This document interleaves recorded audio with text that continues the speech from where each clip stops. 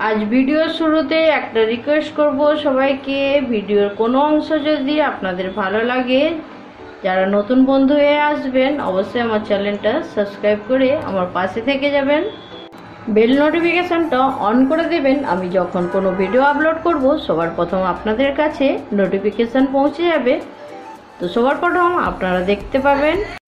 নমস্কার, কেমন আছেন সবাই? আশা করছি সবাই খুব ভালো আছেন, সুস্থ আছেন। মৌসুমী রান্নাঘরে আবারও একবার অনেক অনেক স্বাগত।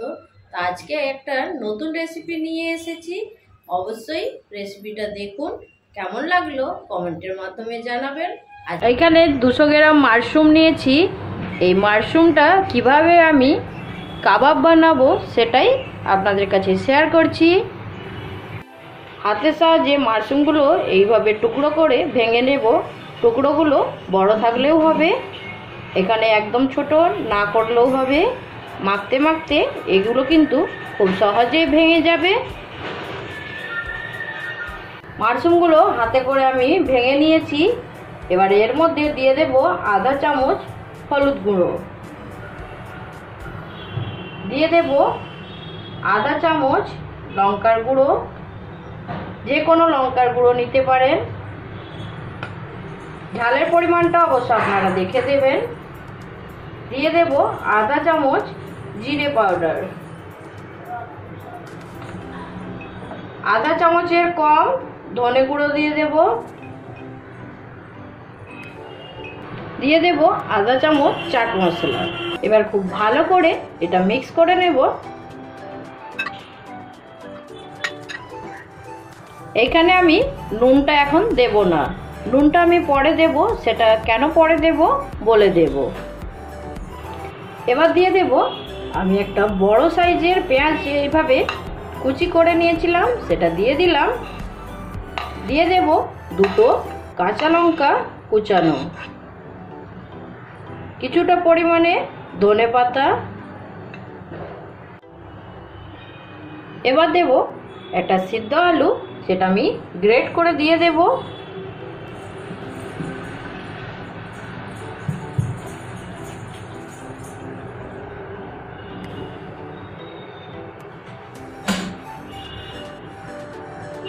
আলুটা এইভাবে গ্রেট করে নিয়ে ফিরে আসছি। আধা চামচ গরম মশলা দিয়ে দিলাম। এখানে 1 চামচের মতো তেল দেব, এটা সাদা তেল নিয়েছি। এবার দিয়ে দেব 1 চামচ বেসন। এগুলো এবার খুব ভালো করে মিশিয়ে নিতে হবে। এবার দিয়ে দেব পরিমাণ মতো নুন। আমি সব কিছু পরিমাণ একসঙ্গে দেওয়ার পরে নুনের আন্দাজটা সমানভাবে দিয়ে দিলাম। এবার সমস্ত উপকরণগুলো খুব ভালো করে মিশিয়ে নিতে হবে। এটা কিন্তু হাতের সাহায্যে মেখে নিতে হবে, চামচে কিন্তু এটা খুব সুন্দরভাবে মাখানো যাবে না, অবশ্যই হাতের সাহায্যেই মেখে নিতে হবে। আমি যেইভাবে মেখে নিয়েছি। কাবাবের যে স্মোকি ফ্লেভারটা সেটা দেওয়ার জন্য আমি এখানে একটা কয়লা নিয়েছি, সেটা পুড়িয়ে নিয়েছি। এভাবে বাটির উপরে দিয়ে দেব।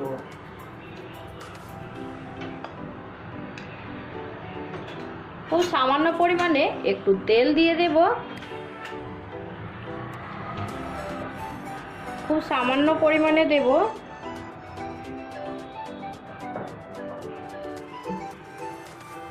এবার একটা ওপর থেকে ঢাকা দিয়ে দেব।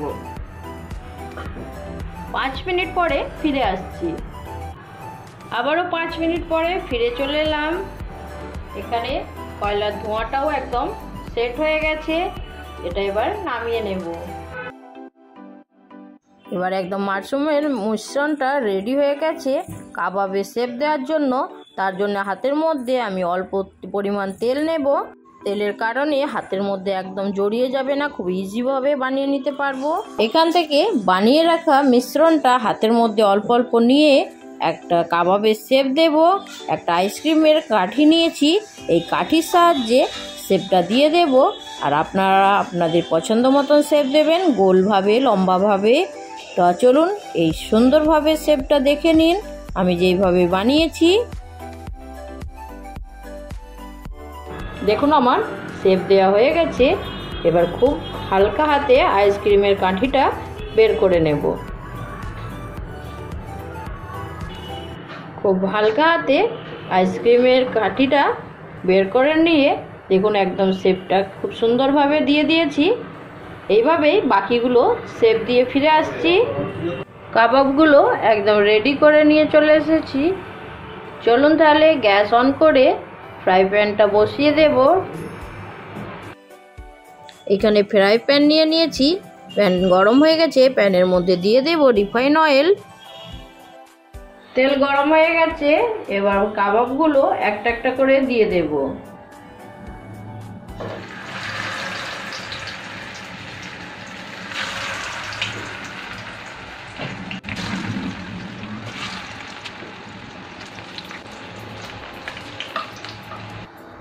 গ্যাসের ফ্লেমটা লো করে খুব হালকা আঁচে এটা ভেজে নিতে হবে। কাবাবগুলো খুব আস্তে আস্তে উল্টে দেব।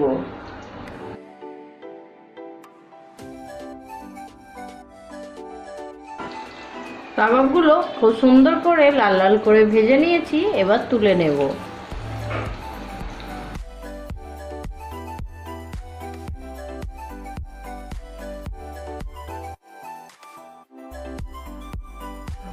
কাবাবগুলো ভাজা হয়ে গেছে, বাকিগুলো এইভাবে ভেজে নিয়ে ফিরে আসছি।